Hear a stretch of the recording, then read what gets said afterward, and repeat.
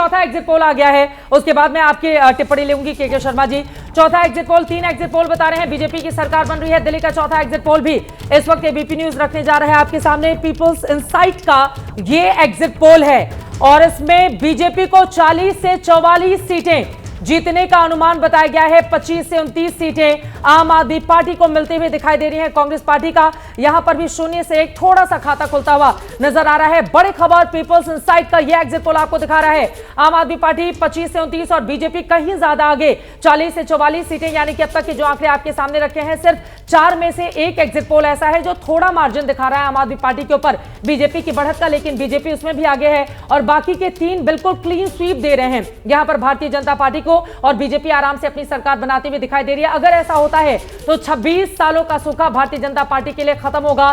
सुषमा स्वराज 52 दिनों के लिए आखिरी बार, क्योंकि 3 मुख्यमंत्री का चेहरा बीजेपी को बदलना पड़ गया था 93 से लेकर 98 में। अब कौन बनेगा मुख्यमंत्री? अगर इसी तरह के आंकड़े सामने आते हैं बीजेपी के, दिल्ली के तमाम नेता तो खुश हो जाएंगे ये आंकड़े देखकर, और मीडिया के सामने भी कुछ कम ही लोग आएंगे, क्योंकि कई बार ऐसा होता है कि जो चेहरे ज्यादा दिखने लगते हैं मुख्यमंत्री कोई और बन जाता है। कई अलग अलग राज्यों में बीजेपी के लिए खास तौर से हमने देखा है। के शर्मा जी खुश हो रहे हैं, बताइए जल्दी। नहीं, मैं 2-3 बार जो आशीष जी कह रहे थे मैं उसी पे ऐड करना चाहता हूं। सर, पूर्वांचली और जाटों का वोट भी बड़ा मैटर कर रहा है, वो भी बीजेपी को बहुत फायदा। प्रवेश वर्मा को चुनाव मैदान में उतारना जाट वोटर को एक साथ कंसोलिडेट कर गया, और पूर्वांचली चेहरा पूर्वांचलियों को लेकर बताइए। चित्रा जी, आप स्वयं नई दिल्ली सीट पर गई थी, मैं उस दिन आपके साथ डिबेट पे था। आपने एक अपनी रिपोर्ट में बताया कि लोग 1.5 लाख 2-2 लाख रुपए के बिजली के बिल और लेकर घूम रहे हैं।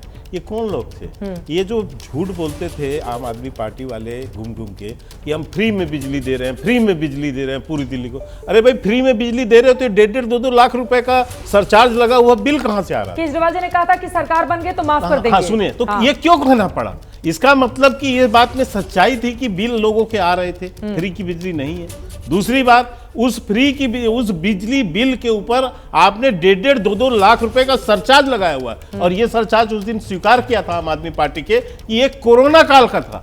मतलब कोरोना काल से चल रहा है, 2019-20 से, और आज की स्थिति 25 है।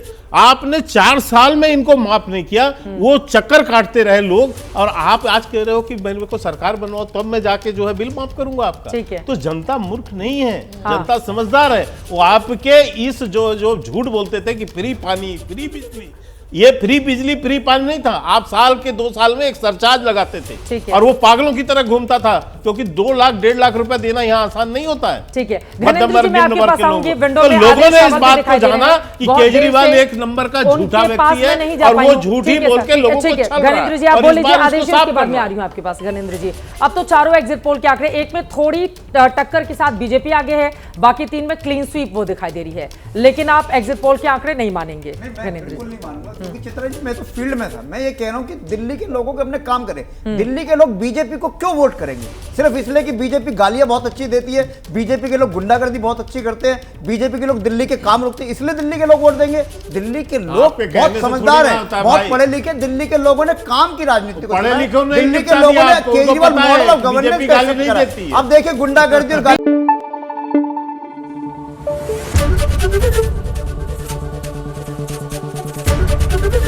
एबीपी न्यूज आपको रखे आगे।